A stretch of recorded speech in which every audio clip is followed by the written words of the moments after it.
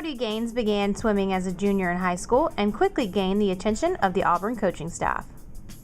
Well, to grow up in Florida, you have to know how to swim to survive. So I grew up swimming all my life, but I just never swam competitively until I got to high school. It was something that we just did for fun. It was a recreational sport.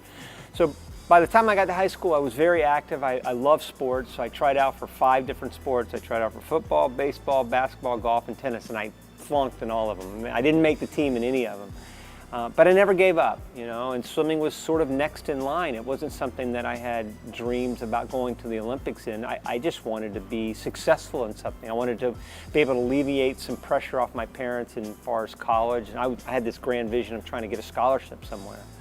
And swimming was it.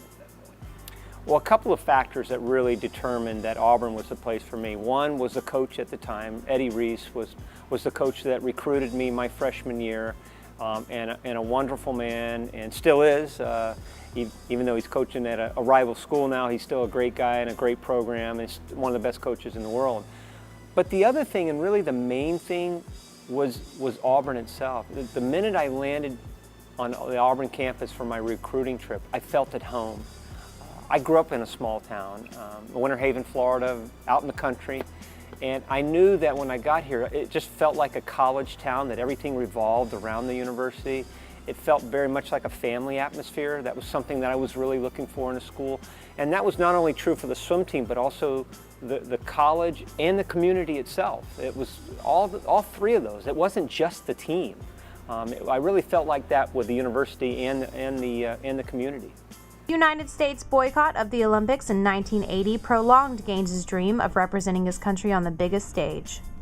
The Olympics is the pinnacle of success for us, and we don't have a Super Bowl World Series. We don't have a Sugar Bowl. If Auburn misses making the national championship football one year, they always have the next year to try to hang their hat on. And for us, it's a 4-year journey.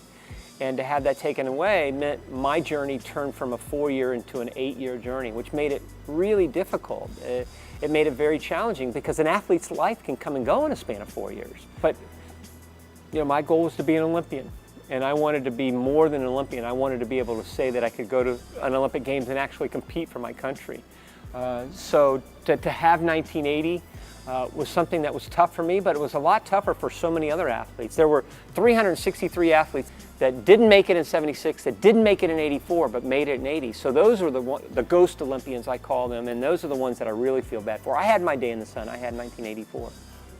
It was really hard to know that I had another 4-year journey ahead of me because I graduated college in 81, so I knew 3 of those years was going to be out of college. And back then, we didn't have money in our sport. There was no such thing as professional swimming. In fact, you weren't even allowed to take money back then. So I literally worked as a night clerk in a hotel for about 2.5 years to support myself. I lived off a lot of macaroni and cheese and the cheapest breakfast cereal I could find. But it was kind of fun being in the trenches like that. It kind of toughened you up and made you appreciate the finer things in life. And it certainly has made my life, I wouldn't say easier, but sort of kept it in perspective now because I know what a day's hard work means. In 1984, Gaines was towards the end of his career, but he found the drive to qualify and succeed at the Los Angeles Games. Well, 84 I was hanging on by the skin of my teeth in 84, man. I was at the end of my rope because I was at the tail end of my career, believe it or not. In fact, when I won, I was the 3rd oldest swimmer in history to win a gold medal up to that point. And now the average age on the Olympic team is probably going to be 25. So it was very much a young man's sport back then. And the trials was very tough because I had the world record going in the 200 and the 100. And I didn't even make the team in the 200, which was the first event. I ended up getting 7th. Which was a bitter disappointment, obviously, but it was kind of a blessing because I ended up making the 100, and the trials is such an intense meet. I will say that trials, along with NCAA, is the most intense meet in a swimmer's career, even more intense than the Olympic Games, because it's so hard to make our Olympic team. Well, when I finally made it, there was only one word that came into my mind over and over and over and over again, was relief. It was a huge relief to finally know that I was going to be able to go to an Olympic Games and actually swim in it and participate in it and walk out in the opening ceremonies and do what an Olympian is supposed to do. So it was because it was such a huge relief, I think for me, it took a lot of pressure off. Because I only got second at my trials. They take the top two now. So very few people remember who got second at an Olympic trials. But I ended up getting second, and I wasn't the favorite in '84, so a lot of the pressure was kind of off. And once I made the team, it was really all downhill after that. Well, I remember being home. It's like playing a Super Bowl at home. When you go to Los Angeles, California, and swim in Olympic Games, it's like competing in the highest level in your hometown. Imagine Auburn playing for the national championship in Auburn. That's what it was like for me. And to do that in my home country was pretty special. You know, my parents got to come, and Los Angeles did a great job. It was an awesome Olympics. It had been 8 years since we had an Olympic Games, and it was during the Reagan era, so patriotism was at an all-time high. The Soviet Union was still sort of the evil empire, and for us it was really cool to be swimming for the USA. Gaines' sacrifice paid off as he won 3 gold medals that made his commitment to the sport well worth it. I think the thing that really sticks out to me the most is probably the dedication, the commitment that it took to reach those games.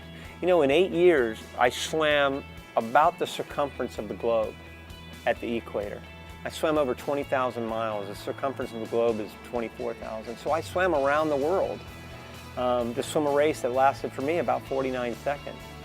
But for me, every single lap, every single mile that I swam was worth it because of the journey. It wasn't so much the end product, but for me, it was about the process. And I think that helped me grow from a boy to a man. Certainly going to school at Auburn, I've always said this, helped me grow from a boy to a man. I learned to be responsible. I learned the word dedication and commitment and teamwork and setting goals. I learned all of those when I went to school here. But I think that 8-year journey really taught me about what it took to be good at anything that you have a high value, that you set a high value on.